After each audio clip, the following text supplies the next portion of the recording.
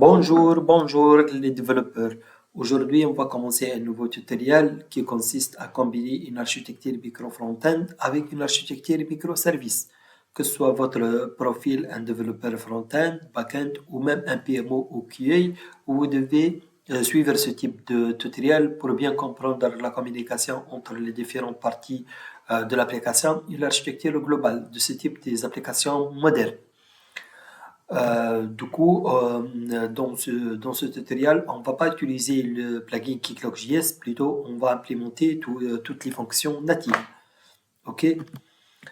On va partager en deux parties. La première partie, c'est en mode développement. On va faire tout ce qui est configuration, tout ce qui est débogage, tout ce qui est développement des plugins.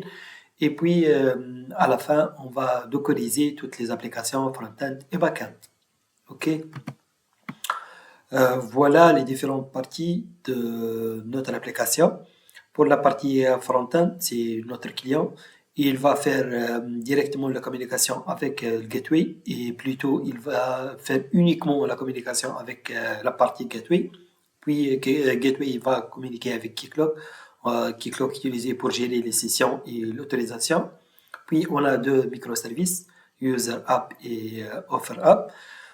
Pour l'offre, on va utiliser MongoDB et pour la partie user, on va utiliser Postgres. Sinon, pour la partie cache, on va utiliser Redis. Pour tout ce qui est dashboarding, on a Grafana. Sinon aussi, on va voir un exemple avec Kafka. Voilà pour la partie micro-front-end.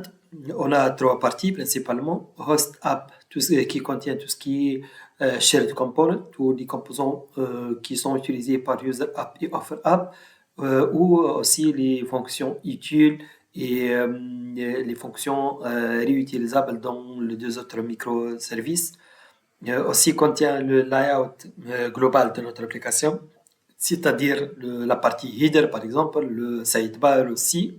On va voir bien sûr tout ça dans la partie code source. Voilà les différents plugins et bibliothèques utilisées pour construire la partie micro-front-end. Évidemment, on va utiliser Vite Plugin Federation.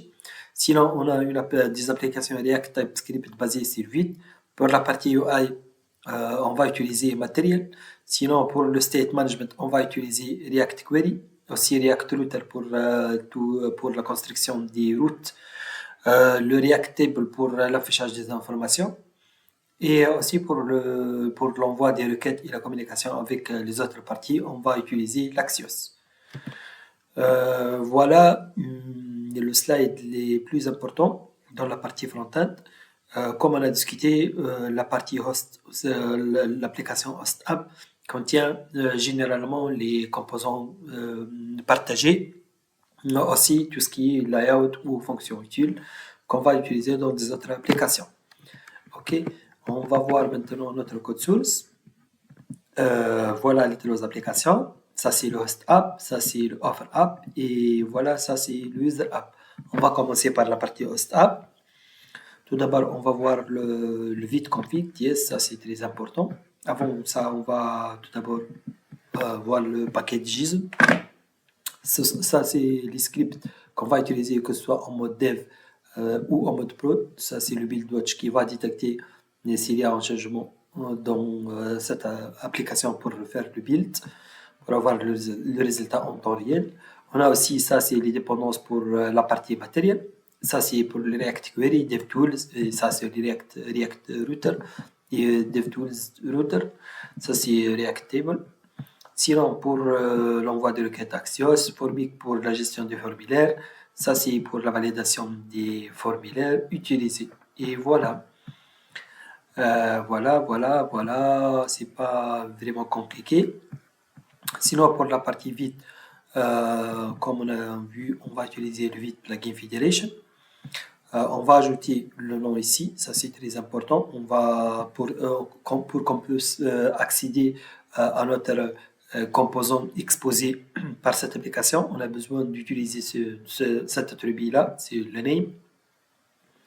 Sinon, pour le remote, ça c'est tout d'abord on va voir la partie exposée. Ce sont les composants exposés par l'application Host App pour les autres applications. Je veux dire pour les autres applications, l'application User App et Offer App.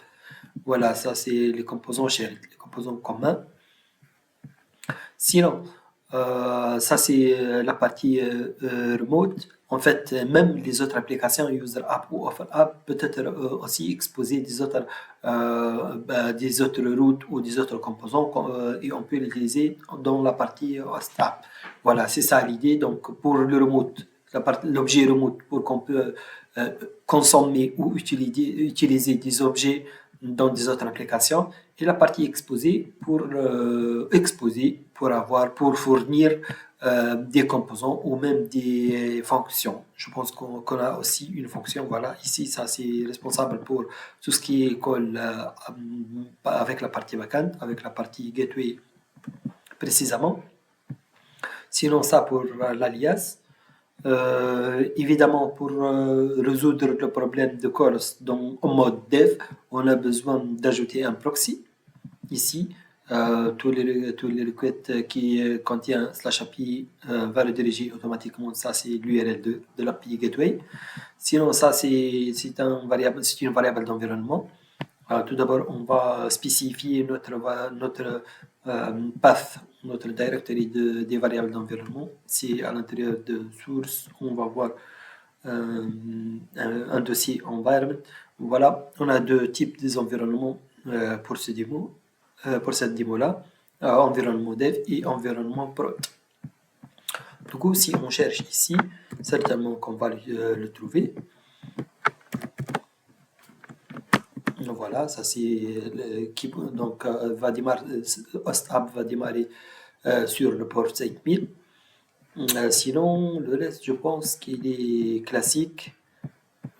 Voilà, aussi la partie shared ici pour minimiser le bundle lors de build en mode prod. On va utiliser les bibliothèques et les fonctions shared ici. Voilà, on va l'ajouter. Maintenant, je pense que c'est le temps d'avoir notre composant partagé.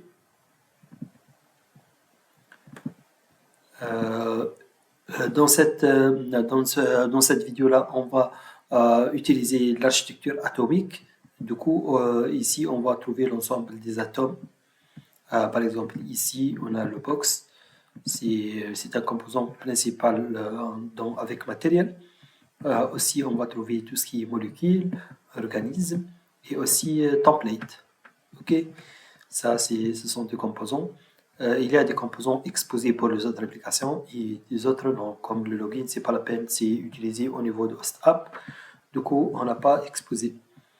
On va commencer par le composant le plus important, c'est app.tsx. Tout d'abord, on a un ensemble de routes. On va le découvrir ensemble. Voilà. Build route.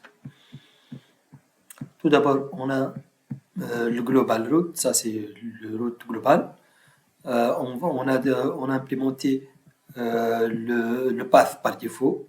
Voilà, donc l'application va voir le default route, c'est slash, qui est pour faire l'appel au composant login. Ça c'est notre login. Du coup, tout d'abord, on va voir la page login. Sinon, on peut aussi rediriger vers la partie registre. Puis, on a une partie main. Main, ça va englober tout ce qui est header et sidebar. On va voir ça ensemble. Sinon, ça, c'est notre thème, notre custom CSS. Voilà, ça, c'est très important. Ça, c'est le header. Ça, c'est le sidebar à gauche. Et les autres routes vont être affichées dedans. OK, ça, c'est main bar. Ça, c'est juste dashboarding pour avoir des statiques. On va voir ça détaillé après l'espace privé. Sinon, ça c'est très important.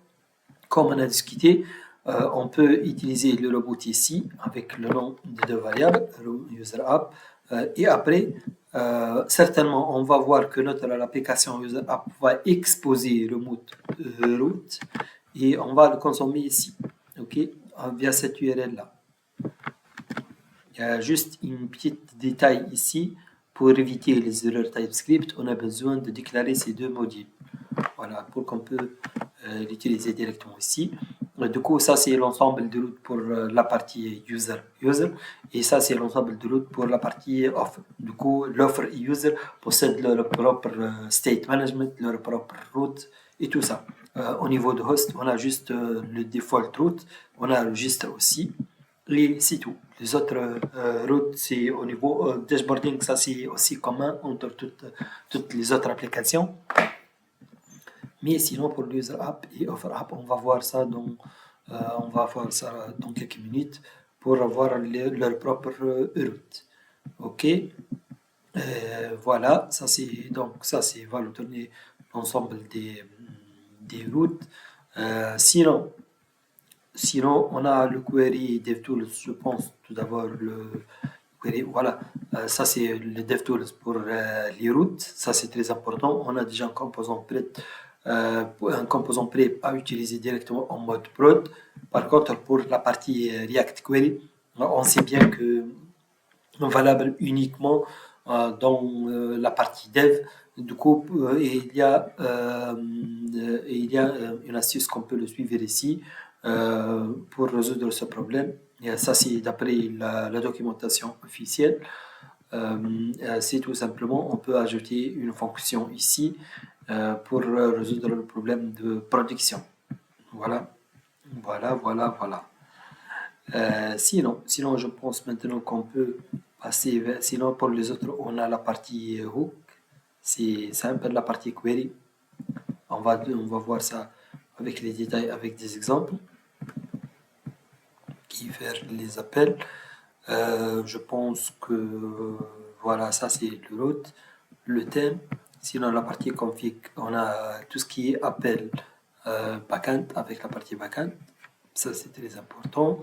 Ça, c'est tout ce qui est for week. Et voilà. Voilà.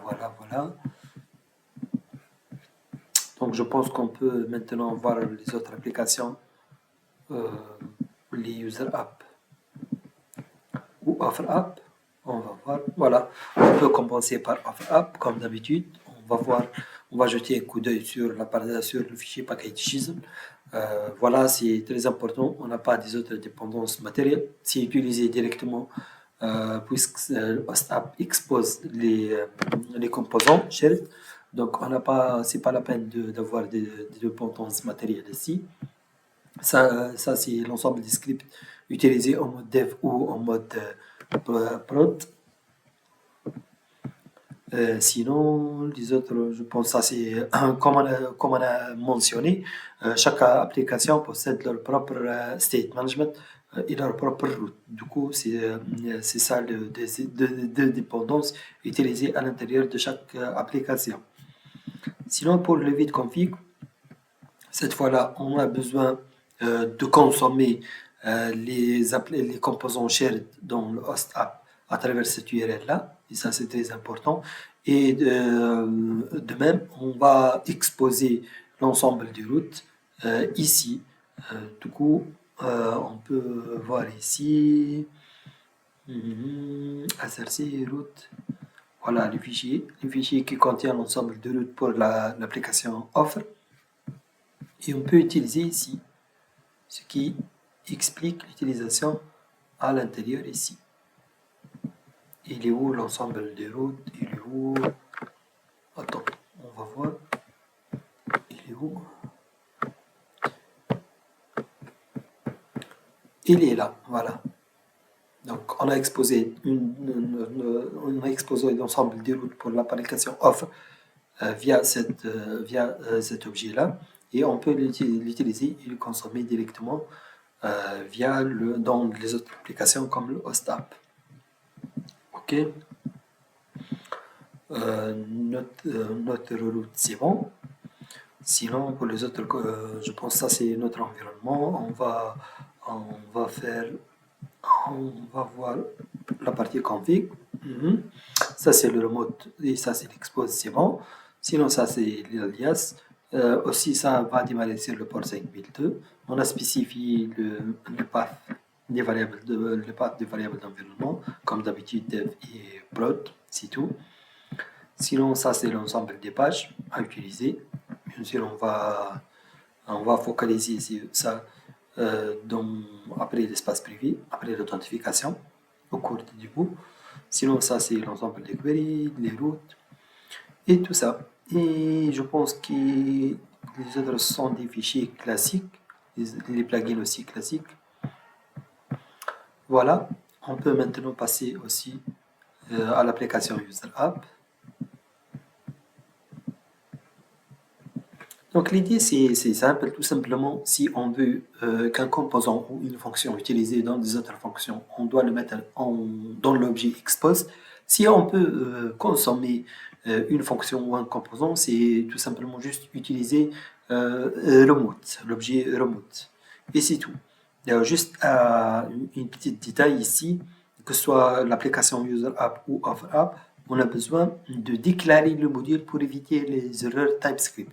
C'est tout, c'est ça. C'est tout les étapes.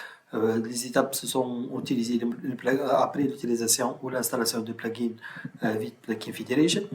On doit utiliser Robot ou Expose selon le cas et on va déclarer les modules. Et c'est tout. Et après, on peut l'utiliser facilement, directement. Ça, c'est de même. Ça, c'est très important quand on va ajouter le name.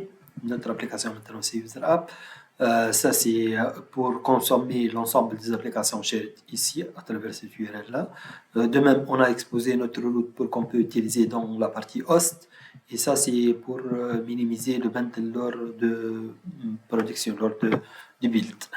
Sinon, l'user app va démarrer sur le port 5001. Ça, c'est le path comme d'habitude. Sinon, ça, c'est notre app TSX. Les pages ensemble, on va trouver l'ensemble des routes ici. On a le liste comme d'habitude. En fait, j'ai ajouté comme préfixe ici user pour l'application user et offer pour l'application offer. On va voir ça. Donc, tous les routes relatifs à l'application user, on va trouver sous le user slash list slash user slash detail et tout ça. Pareil aussi pour la partie offer, tous les routes relatifs à l'application offer, on va le trouver sous le path of slash offer slash list ou slash offer slash id slash offer slash detail et tout ça. Voilà, ici. Ok, ça c'est l'ensemble des routes et l'ensemble des pages. Chaque route possède leur propre page. Ça c'est l'ensemble des modèles. Je pense qu'il est déjà facile à découvrir. Et voilà. Voilà. Juste une autre détail maintenant. Avant juste de démarrer notre application Micron Frontend, on a besoin d'installer ce plugin-là pour démarrer les trois applications. Aussi, on doit utiliser le build watch pour chaque changement. On a besoin de le faire, le build, pour avoir le résultat en temps réel. Voilà, pour avoir le changement. Du coup, ici, on a besoin d'ajouter. C'est ça, le build watch pour chaque composant. Utilisé ici, bien sûr. Du coup, ici, on peut démarrer watch. Évidemment, puisque la partie backend n'a pas encore démarré, donc on a l'espace privé est non accessible, mais on a besoin juste de faire juste un test ou une redirection globale dans notre application front-end. C'est tout. On a besoin de faire juste une visite globale sur la partie front et les différentes applications. Je pense que le host app va démarrer sur le port 5000. Voilà. Il y a encore deux builds. Dans la phase de transformation maintenant. On va démarrer bientôt. Je vous rappelle que le default path, c'est slash qui pointe sur la page login. Existe ici. On peut suivre pas à pas. Tous les paths vont charger ici. On va commencer par le path par défaut, c'est slash qui va pointer sur la page login. Donc logiquement, si on va démarrer, voilà, on va trouver tout simplement la page login. Ok, on peut faire un check ici, registre, et ça. Et on remarque qu'on a par défaut le DevTools pour React Router. Ici, ça c'est à cause de ce composant-là. Par contre, par défaut, comme j'ai mentionné, le DevTools React Query est valable juste en mode dev. Mais on a un truc ici pour qu'on peut l'afficher directement. C'est juste utiliser cette fonction-là.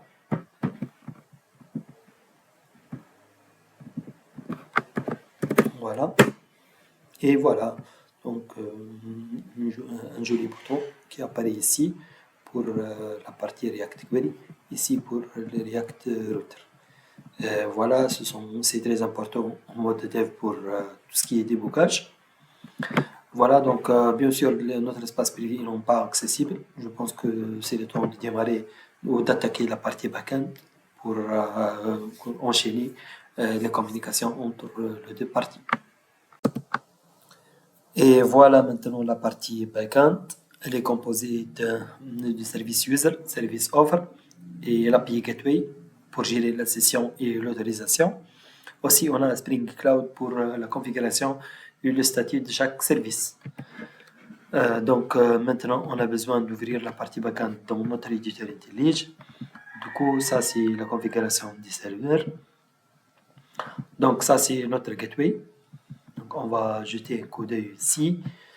Tout d'abord, dans chaque fichier de configuration, on a local et Docker. Ça, on va utiliser ultérieurement lors de la production.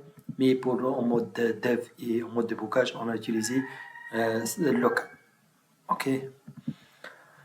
Sinon, on a la configuration ici. Ça, c'est très important.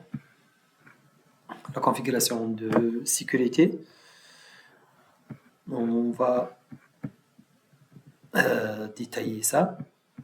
Tout d'abord, on a besoin d'autoriser des URL publics, donc c'est pas la peine de l'authentifier. Lorsqu'on va accéder sur /public par exemple, il suffit de taper cette URL-là donc pour obtenir le résultat convenable.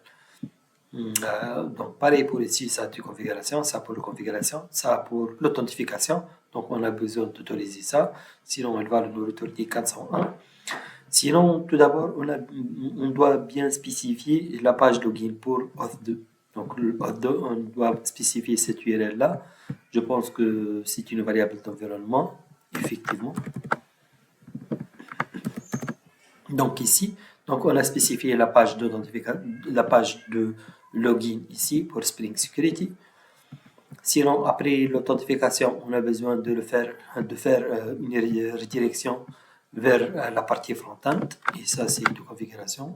Donc je pense ça, évidemment, ça doit être par environnement, car l'environnement dev c'est pas le même environnement prod.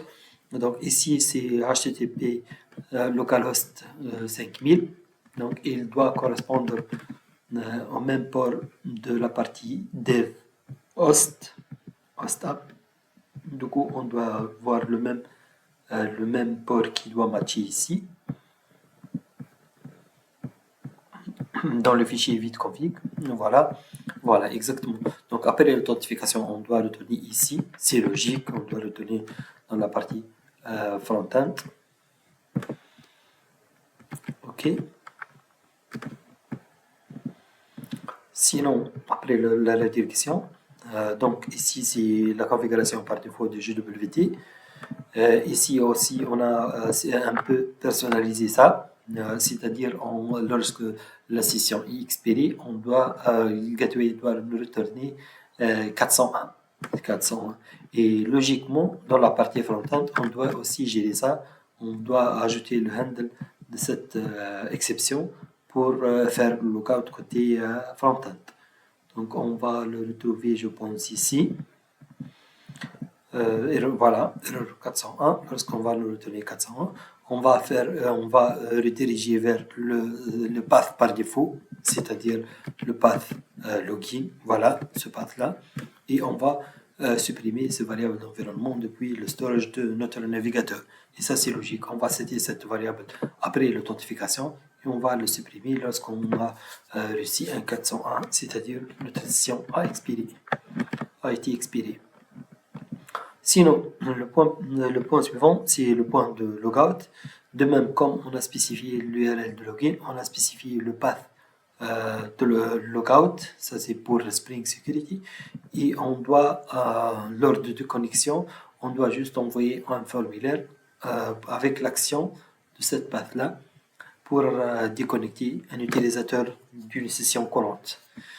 Donc, on va trouver le même logique côté front-end. Donc, côté header ici, je pense ici, on a le logout. Voilà, ici le logout, ici notre composant logout, voilà, c'est ça exactement.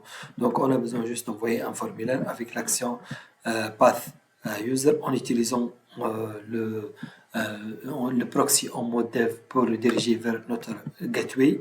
Donc on va tomber ici exactement. Voilà, juste pour visibilité hidden, comme si on n'a pas affiché ce composant-là, puisqu'il est utilisé juste pour le logout. Ok, donc on va revenir vers le slide ici pour bien expliquer le workflow. Donc notre client front-end va envoyer une requête à l'API Gateway pour dire voilà, je veux le connecter. Donc, nécessairement, on va trouver dans le contrôleur cet endpoint-là. Donc, il est où le contrôleur? Ici. Donc, slash authorization, slash keyclock. Voilà.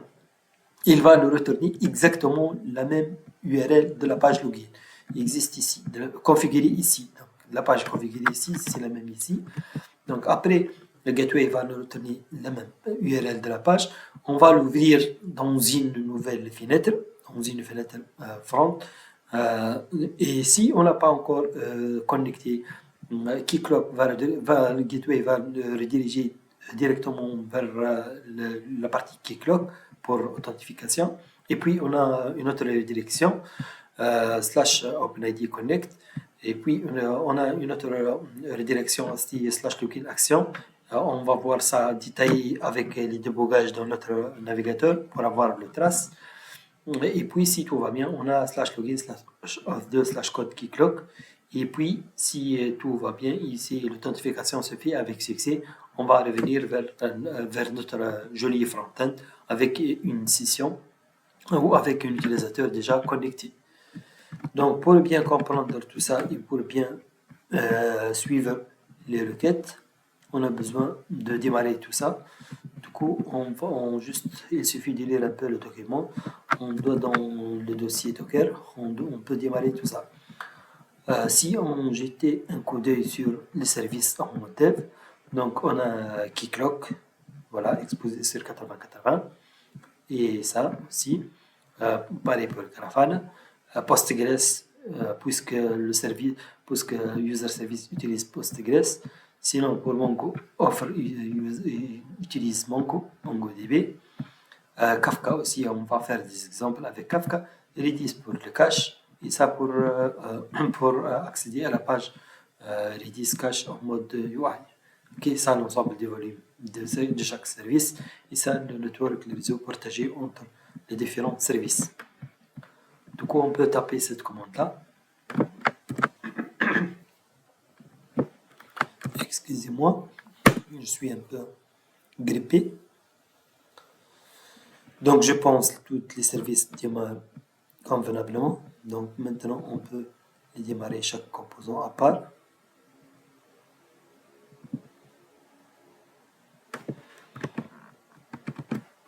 Donc, tout d'abord, on va jeter un coup d'œil sur le Keycloak.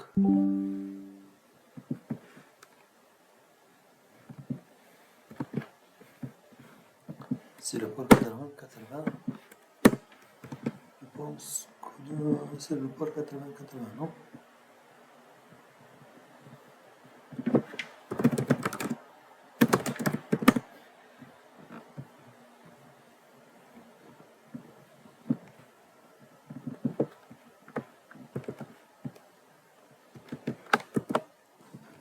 Et voilà, il démarre maintenant, juste avec un peu de retard. Donc, je vais supprimer ça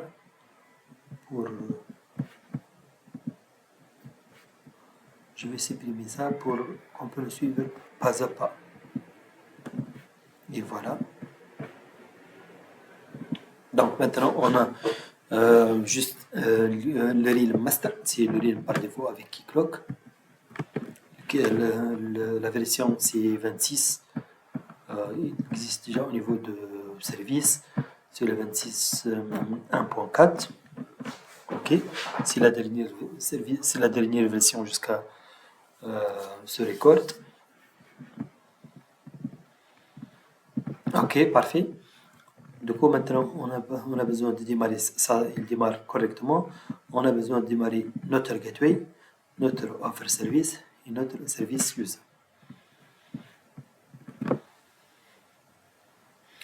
Donc, si tout va bien, il démarre correctement. Sinon, on va voir le problème et corriger directement. Voilà un problème ici. Il est logique, tout à fait logique, car on a besoin de configurer tout d'abord notre realm côté Keycloak et notre credential aussi.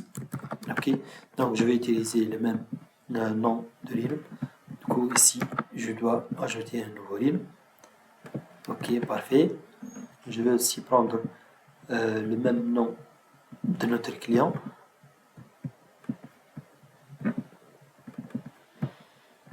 Et voilà.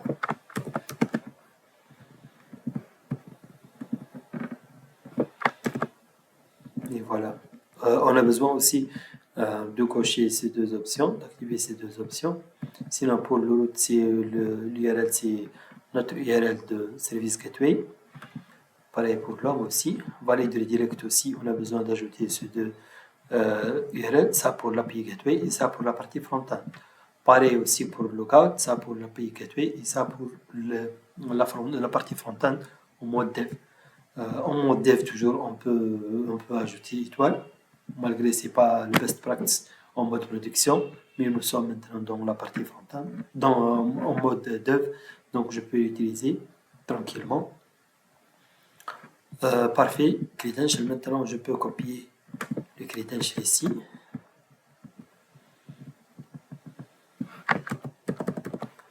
Et je veux le restarter. Maintenant, si tout va bien, il va démarrer correctement. Sinon, on va corriger le problème. Voilà, il démarre dans le port 80-81. Sur le port 81. Ok, parfait. Maintenant, je vais ajouter un utilisateur pour faire le test. Donc, tout ça. Ok, parfait. Donc, je vais aussi ajouter un mot de passe. Test. Donc, non pas temporaire. Donc, je veux le sauvegarder. Parfait. Si tout va bien, je vais tout d'abord faire une tentative de vérification. Si on a bien, si tout va bien ou non. Et après, on va débugger pour suivre les étapes. Ok, tout va bien. Donc, je vais faire l'inspect pour bien comprendre le workflow. Je veux cocher ces deux options-là, aussi cette option-là, et je veux commencer notre workflow de login. Donc, comme on a discuté tout d'abord, je veux envoyer une requête HTTP à l'API Gateway pour dire je veux connecter. Ok, donc notre joli Gateway va le retourner. Évidemment, on va le retourner cette URL-là. C'est l'URL de la page d'authentification. Ok, et puis, lorsque j'ouvrir ça, attends, je veux juste cocher un peu la partie redirection. Voilà. Tout d'abord, pour bien.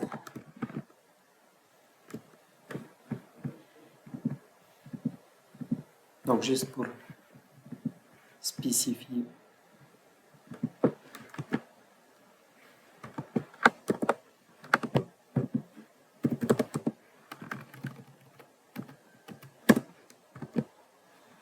Voilà, il est déjà normalement démarré. Voilà. Donc, je vais juste faire login. Voilà, le retour est clair maintenant. Voilà, c'est notre URL. C'est les mêmes pages de login qu'on a spécifiées dans Spring Security pour dire voilà, ça c'est une page d'authentification. Donc, l'étape suivante, juste on a besoin d'ouvrir cette URL-là dans notre navigateur. OK? Donc, on va ouvrir ça dans notre navigateur qui pointe sur 5000 avec le proxy qu'on a déjà utilisé. Il va rediriger vers notre joli gateway. C'est ça l'idée. Voilà, ici, voilà, c'est ça.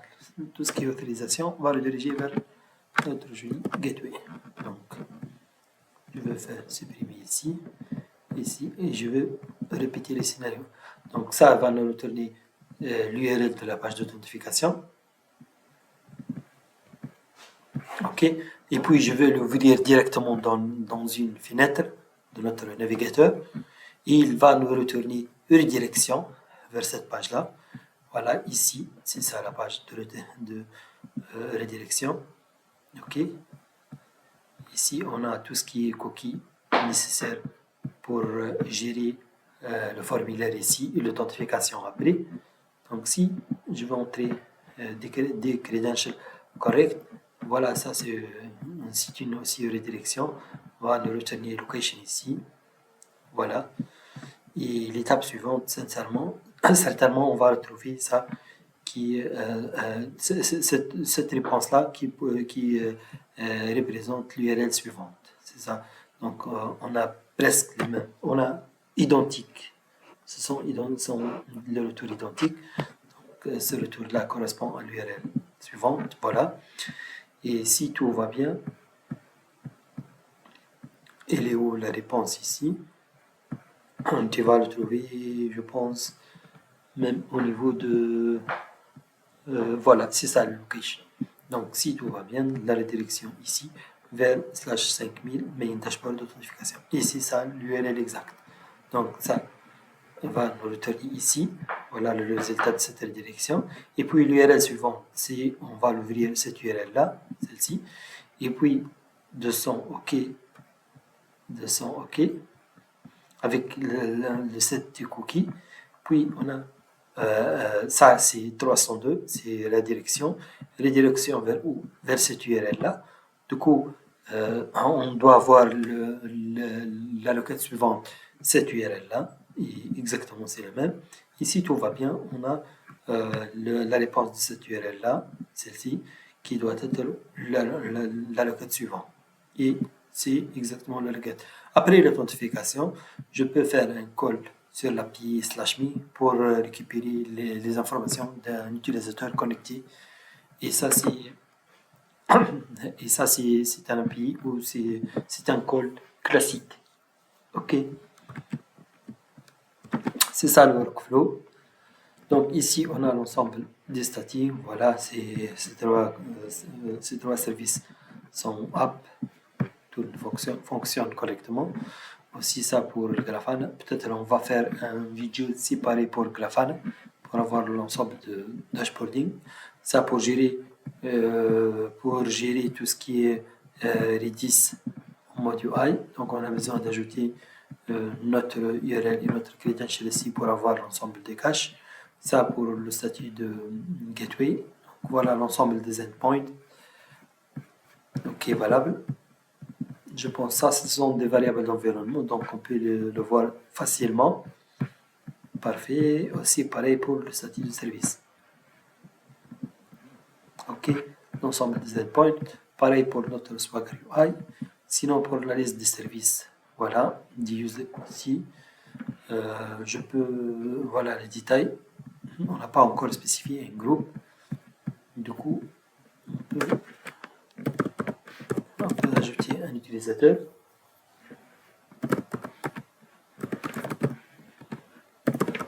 Juste un utilisateur de test.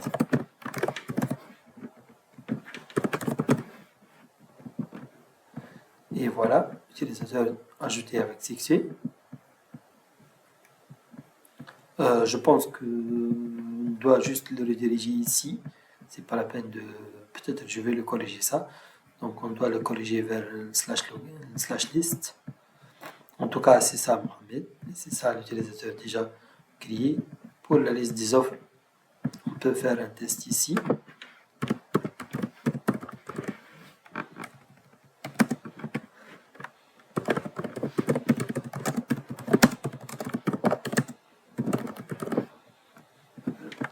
je peux le mettre 10.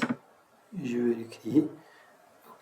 Ok, c'est ça. Il est où? Il est là. Voilà. Donc, je peux même supprimer tous les autres éléments, si possible. Je pense qu'il y a. On peut l'inspecter pour avoir le problème. D'où je pense que ces offres-là sont associées pour du user n'existent plus. J'ai supprimé la base de données d'utilisateur, du coup, il y a un problème ici. Par contre, lorsqu'on va créer un nouveau offre, il est facilement de le supprimer. Ok. Du coup, reste le point de la liste des groupes. Voilà. Donc voilà, on a un seul groupe. Donc je peux ajouter aussi pour un nouveau groupe. Donc voilà. Ok, donc je peux ajouter des membres ici. Donc Tari et Mohamed. Voilà.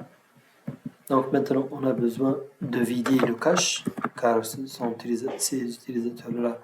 Voilà. Du coup, on a besoin d'accéder directement à notre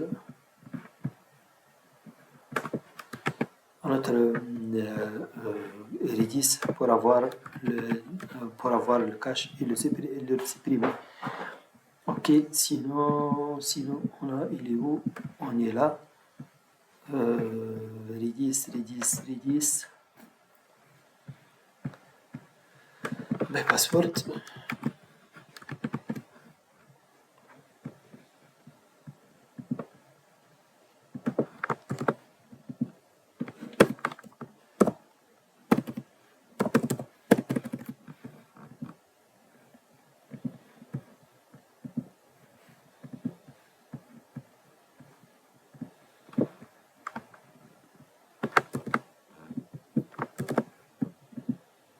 Voilà, on a utilisé déjà Docker, donc c'est pour cela que j'ai mis cette URL là. Du coup, ici, voilà notre user group aussi. Donc, j'ai besoin de supprimer tout ça pour avoir une base à jour ou pour avoir l'affichage. Voilà. Du coup, maintenant, si, donc ça, c'est pas la peine, je veux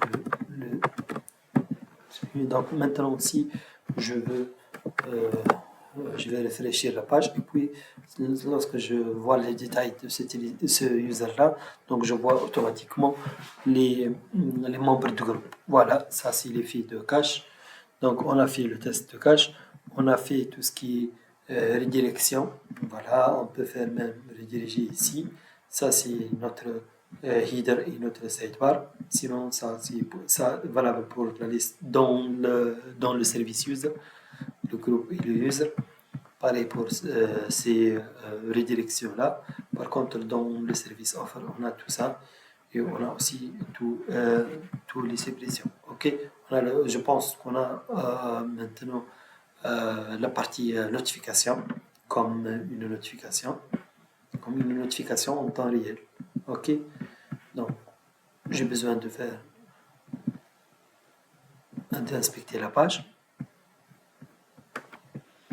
Je vais l'ouvrir dans une nouvelle fenêtre.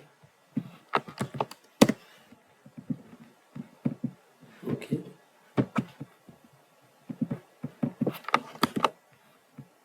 Voilà. Juste pour éviter le cache. Donc ici, j'ai besoin d'ajouter, excusez-moi, une autre fois, j'ai besoin juste d'ajouter, maintenant j'ai besoin juste d'ajouter une nouvelle offre, une notification, description, et puis je vous explique les détails ou le workflow de cette notification, description, notification, test.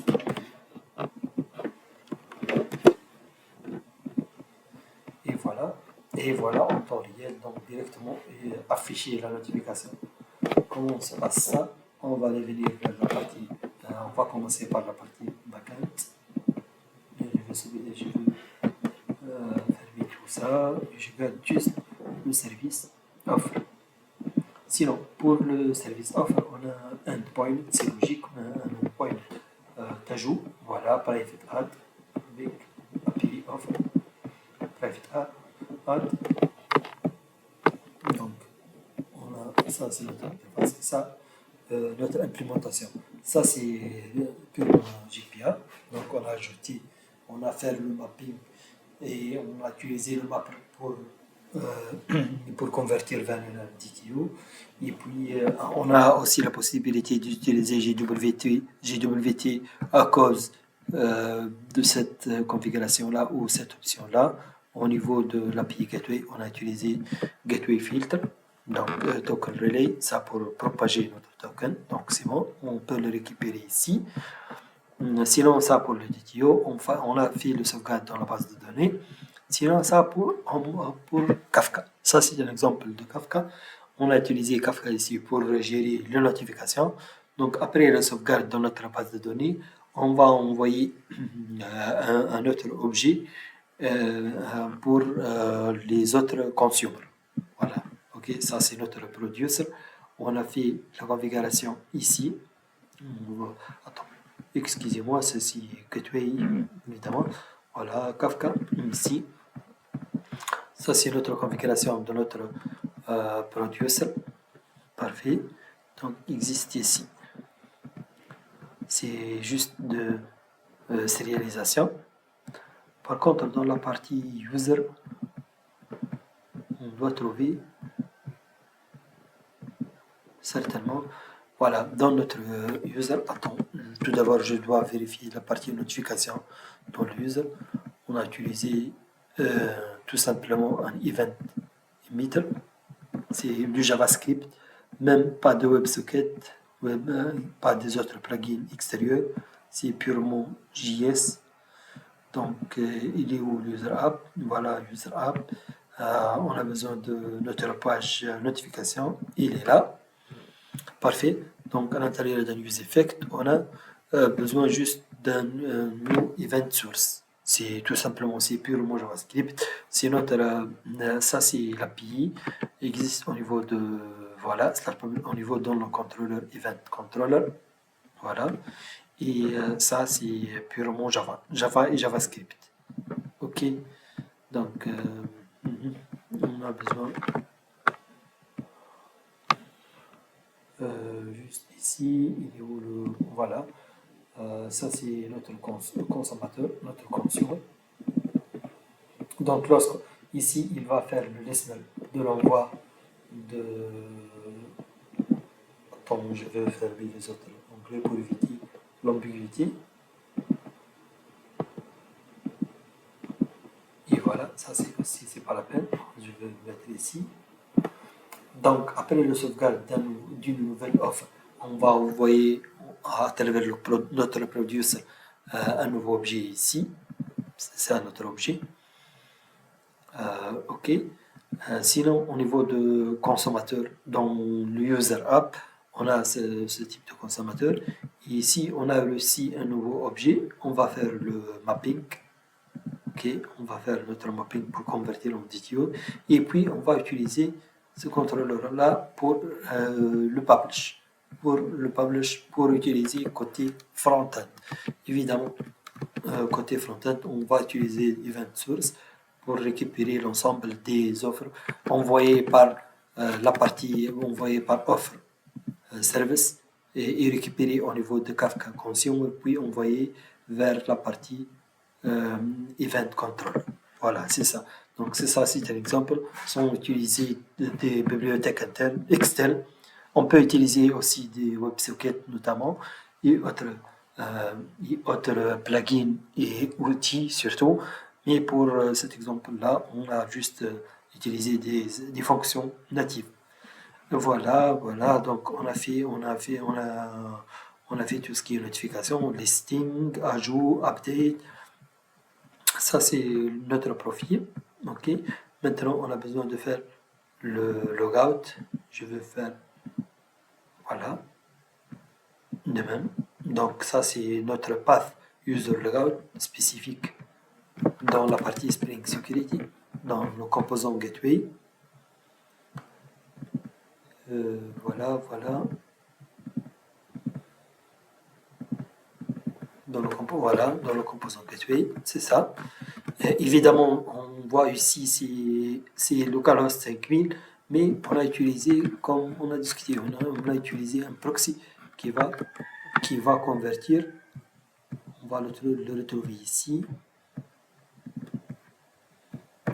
Il est où le proxy de notre host? C'est ça, notre host. Voilà, on a utilisé un proxy qui va convertir cette path-là vers la path de API Gateway. Donc, on tombe ici dans le cas de Spring Security Logout, Spring Security. OK.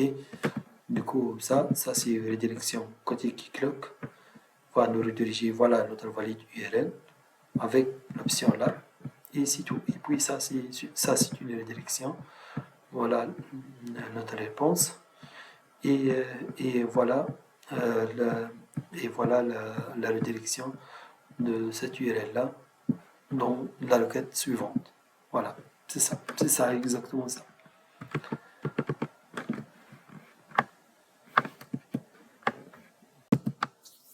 Ok, parfait. Maintenant, on va attaquer la dernière partie. C'est la dockerisation. On va dockeriser toute notre application. Donc, côté front-end, on a ces trois applications-là. Sinon, côté back-end, on a beaucoup des applications. Du coup, on va commencer par la partie front. Donc, je vais stopper cette partie-là. On va découvrir ensemble la configuration pour chaque application ou chaque service. Donc, pour la partie host, on a Dockerfile et une partie de configuration en Nginx. Comme dans le mode dev, on a résoudre le problème de course avec un proxy. Aussi, dans la partie prod, on va résoudre notre problème de course via Nginx. Ok, ça c'est notre image, le build de notre image. Voilà, on va utiliser la configuration Nginx. Tout simplement, on va faire le build et puis on va utiliser cette configuration là. Et voilà, on va utiliser tout ça, les headers et ces options là. Sinon, ici, notre redirection, notre proxy. Ok. Sinon, pour les autres applications, on va trouver la même architecture. Donc, on va toujours vers le build. Et puis, on va exécuter ce commande-là, build prod. Et puis, on va utiliser de même la partie Nginx. Mais cette fois-là, bien sûr, c'est pas la peine de répéter le travail ou de faire le même travail. Ok, de même pour la partie offre. Pratiquement, c'est la même configuration. Voilà ici et voilà l'Nginx dedans. Parfait. Du coup, pour exécuter en mode prod, donc pour exécuter, tout d'abord, on a besoin de builder toutes les applications. Et puis, donc, si on ouvrir ce fichier, on va trouver 3 services. Donc, pour chaque service, on a besoin de faire le build de notre image, puis le démarrer. Ok, donc on va exécuter ça ensemble.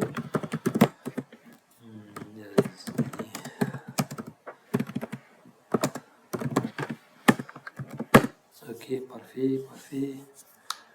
Et voilà, il démarre. Excusez-moi. Ça pour stopper et supprimer les services, mais ça pour démarrer les services plutôt. Voilà, tout d'abord, il va builder toutes les images et puis on va running. Ok, de même pour la partie backend. Juste pour info ici, comme discuté dès le début, maintenant on va prendre les variables d'environnement prod et non pas le dev.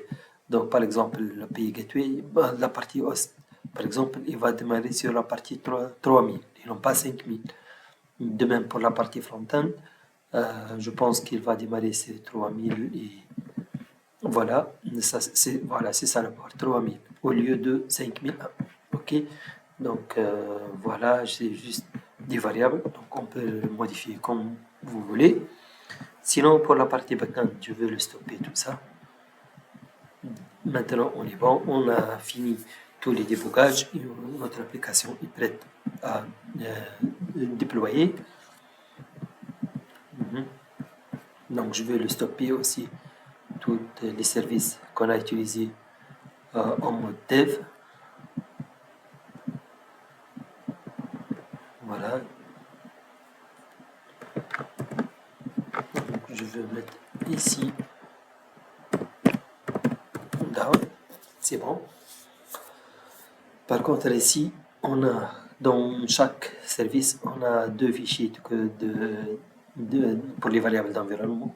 On a deux fichiers d'environnement local pour le dev et maintenant on va utiliser le /docker. Du coup, ici, on va mentionner ça dans chaque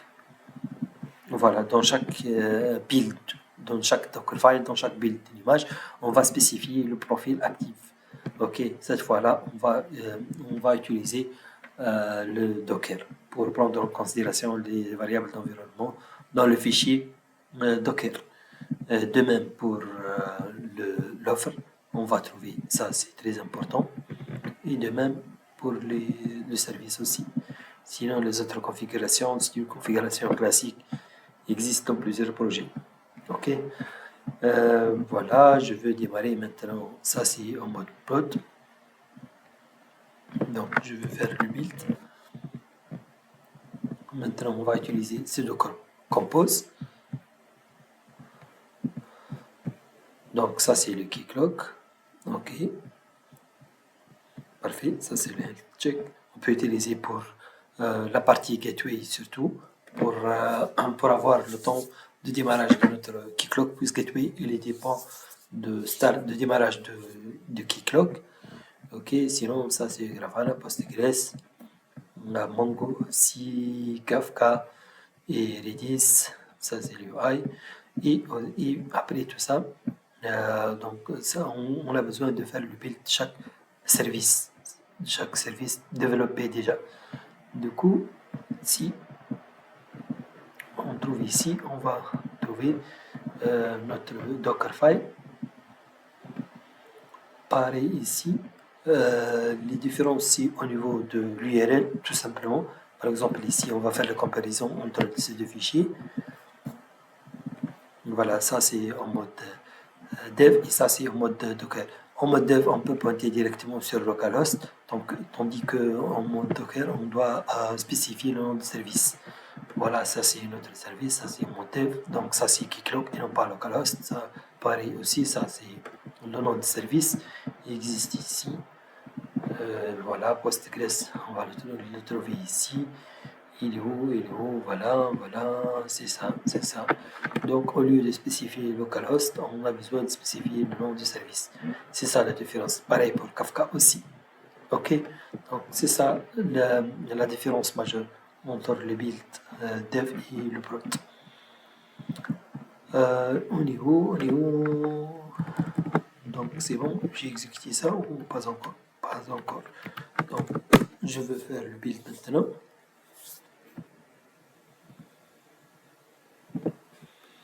Le temps du build de notre image personnalisée, c'est-à-dire de notre service autoconfiguration API Gateway, User App et Offer App. On va revenir vers la partie front-end. De même pour la partie front-end, il y a encore du build aussi. Donc on va attendre quelques minutes pour finir le build. Ok. C'est bon pour l'autoconfiguration normalement.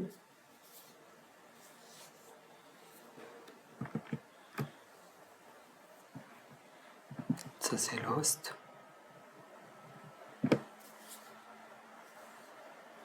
Peut-être que je dois faire une pause et je vais revenir après le build. Ok. Ok, parfait, c'est bon, le build fini. Donc on est bon maintenant. que ce soit front-end ou back-end. Donc on peut lancer maintenant pour lancer les containers. Donc il suffit de taper cette commande-là. Voilà, voilà, voilà. De même pour la partie front-end.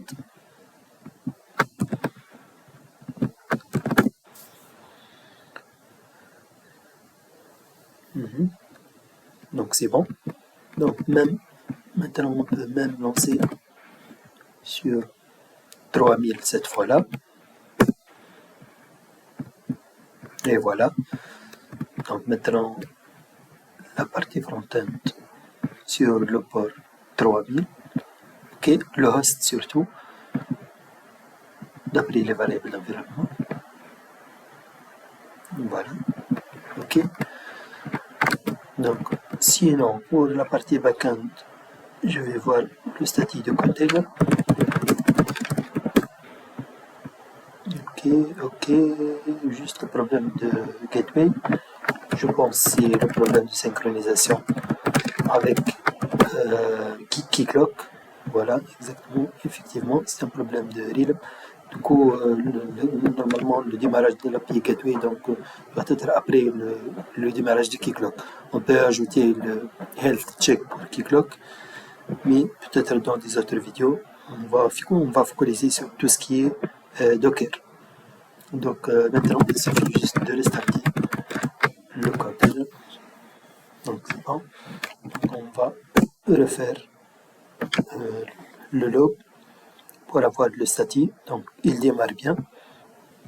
Donc maintenant, je pense on est bon. On va essayer de se connecter. Parfait, parfait, parfait. Maintenant, juste on a un problème ici. Comme on a déjà parlé, maintenant on doit utiliser le nom de service, c'est Keycloak et non pas le localhost, tandis que Keycloak il doit mapper sur le port localhost dans notre cas. Du coup, ici, j'ai mentionné là dans la documentation, voilà, sous Windows, il suffit de modifier un fichier de host. Donc on doit Notepad, on doit runner en mode admin, l'éditeur Notepad. Oui, il suffit juste de modifier ça. Voilà. Pour faire le mapping entre le localhost qui est l'IP ou l'URL de Keycloak et le Keycloak, c'est-à-dire le nom de service. On sait bien que sous Docker, on doit parler ou communiquer avec le nom de service et non pas le localhost. Ok, après tout ça, on doit aussi juste ouvrir PowerShell en mode admin toujours et on doit redémarrer le service de network. Voilà, c'est bon. Donc là, on va essayer une autre fois maintenant. Donc localhost 3000.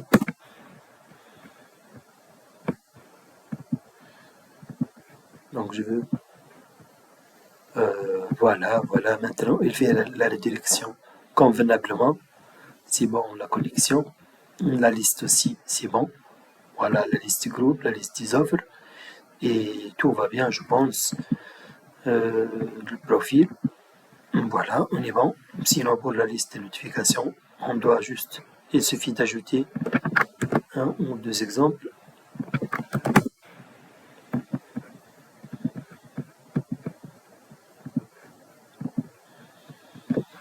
Title 0, description 0.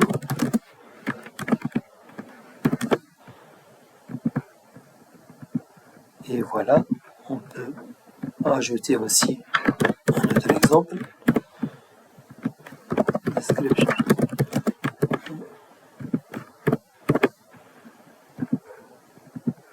Et voilà, on est bon. Je pense qu'on est bon. Donc ici, description 1. Ok. Du coup, voilà, j'espère que la demande se passe bien. Je suis disponible en cas de besoin. N'hésitez pas à me contacter directement en cas de souci. Je vais mettre le lien de GitHub en dessous dans la description pour télécharger tout le projet et essayer de le démarrer. Et voilà, bon courage.